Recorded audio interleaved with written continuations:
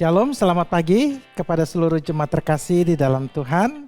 Kita jumpa kembali di hari Rabu pada tanggal 14 Desember 2020. Semua adalah karena kasih dan anugerah Tuhan. Mari kita bersama-sama berdoa. Bapa di dalam surga, kami mengucap syukur. Kasih setia Tuhan melimpah menyertai langkah hidup kami. Biarlah Tuhan, pada hari-hari menjelang Natal ini Tuhan, kami boleh terus merenungkan makna Natal yang indah di dalam kehidupan kami. Supaya kami belajar, supaya kami menemukan damai sejahtera di dalam Natal kami tahun ini.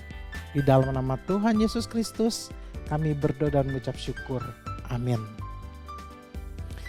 Jemaat terkasih, Amsal 16 ayat 2 mengatakan demikian. Segala jalan orang adalah bersih menurut pemandangannya sendiri, tetapi Tuhanlah yang menguji hati. Ayat ini sama persis dengan Amsal 21 ayat 2 yang mengatakan demikian. Segala jalan orang adalah lurus menurut pandangannya sendiri, tetapi Tuhanlah yang menguji hati. Setiap kita punya tujuan, punya motivasi, punya kehendak, punya perasaan, sehingga semuanya itu dapat menjadi sebuah alasan, sebuah tindakan, ataupun sebuah cara untuk kita boleh mengambil keputusan. Ya, satu hal yang sangat menarik ketika terjadi Natal yang pertama. Ada yang mengatakan bahwa Natal itu adalah sebuah perjalanan. Ada juga yang mengatakan bahwa Natal itu adalah sebuah ironi. Apa ironi? Ironi adalah sesuatu yang bertolak belakang. Yang seharusnya oke menjadi tidak oke. Yang seharusnya tidak justru menjadi iya. Nah, benar atau salah tentunya itu tergantung daripada titik pandang masing-masing. Tetapi firman Tuhan mencatat ada peristiwa-peristiwa ironi yang terjadi di hari Natal yang pertama. Apa itu? Yang pertama, yang jauh diundang, yang dekat justru tidak diundang. Siapa yang jauh itu? Orang Majus. Tuhan pakai bintang supernova untuk menghantar para Majus melalui perjalanan yang jauh berjumpa dengan Yesus. Sebaliknya Herodes yang dekat justru tidak diundang. Bahkan ketika Herodes datang pun dengan segenap tentaranya, Maria, Yusuf melarikan Yesus dari kota Bethlehem. Ironi apa lagi? Yang kedua saya lihat adalah yang hina. Yang hina justru dipakai. Tetapi yang layak justru tidak dipakai. Siapa itu yang hina? Yang hina adalah Yusuf, Maria, Simeon, Hana, orang-orang biasa.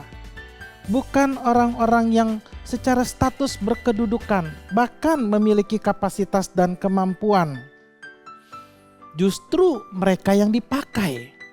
Tetapi sebaliknya, ahli Taurat yang dalam status layak, mulia, justru tidak dipakai menjadi satu tokoh positif di dalam peristiwa Natal. Apalagi, ya, ironi berikutnya yang saya catat adalah yang nestapa, yang papa, yang hina justru pada peristiwa Natal mendapatkan kebahagiaan dan mengalami perubahan hidup yang luar biasa. Tetapi sebaliknya, yang mapan, yang cukup justru tidak mendapatkan apa-apa. Siapa itu yang nestapa, yang hina, yang akhirnya mendapatkan kebahagiaan? Jelas para gembala. Karena mereka datang melihat bayi Yesus dan mereka pulang dengan penuh sukacita sambil memuliakan Allah. Tetapi sebaliknya penduduk Yerusalem justru tidak mendapatkan apa-apa. Kenapa? Karena mereka sibuk dengan segala kepentingannya sendiri-sendiri. Nah, saya lihat ini adalah sebuah ironi-ironi yang luar biasa. Dari mana hal itu bisa terjadi? Titik tolaknya adalah sikap hati para pelaku Natal itu di hadapan Tuhan. Orang Majus, Elisabet, Yusuf, Simeon, Hana, para gembala, mereka adalah orang yang hatinya tulus, mencari Tuhan, mencintai Tuhan, dan mau melakukan apapun demi kemuliaan Tuhan. Tapi sebaliknya, Herodes, ahli Taurat, penduduk kota Yerusalem dan Betlehem dan sekitarnya, mereka adalah orang-orang yang hatinya tertutup untuk Tuhan dan segala pekerjaan Tuhan. Sehingga tidak salah kalau Yohanes akhirnya mengatakan, Yesus datang kepada umat kepunyaannya, tetapi umat kepunyaannya tidak mengenalnya. Nah, kita pun akan merayakan Natal tahun 2020.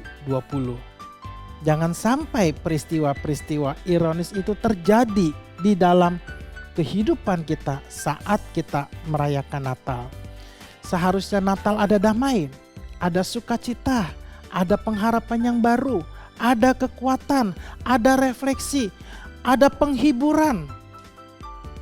Tetapi kalau sikap hati kita tidak benar, justru kita bisa dapat kekecewaan, kemarahan, sakit hati, putus asa, bahkan hal-hal yang lain yang tidak berkenan di hadapan Tuhan. Mari kita uji hati kita supaya jangan sampai Natal tahun 2020 ini menjadi peristiwa yang ironi bagi kita. Mari kita berdoa. Bapa di dalam surga, kami mengucap syukur. Biarlah melalui tokoh-tokoh Natal yang pertama, kami belajar banyak hal yang indah Tuhan tentang ironi. Kami rindu Tuhan seperti Majus, diundang oleh Engkau sendiri. Kami rindu Tuhan seperti Elisabet, Maria, Simeon, Yusuf dipakai oleh Tuhan. Dan kami juga rindu seperti gembala-gembala Tuhan, memperoleh kebahagiaan, sukacita dan pengharapan pada saat kami merayakan Natal. Mari Tuhan, bekerjalah atas seluruh kehidupan kami. Di dalam nama Tuhan Yesus Kristus kami berdoa dan mengucap syukur. Amin. Shalom semuanya, sahabat terkasih, jemaat yang terkasih, kiranya Tuhan memberkati. Amin.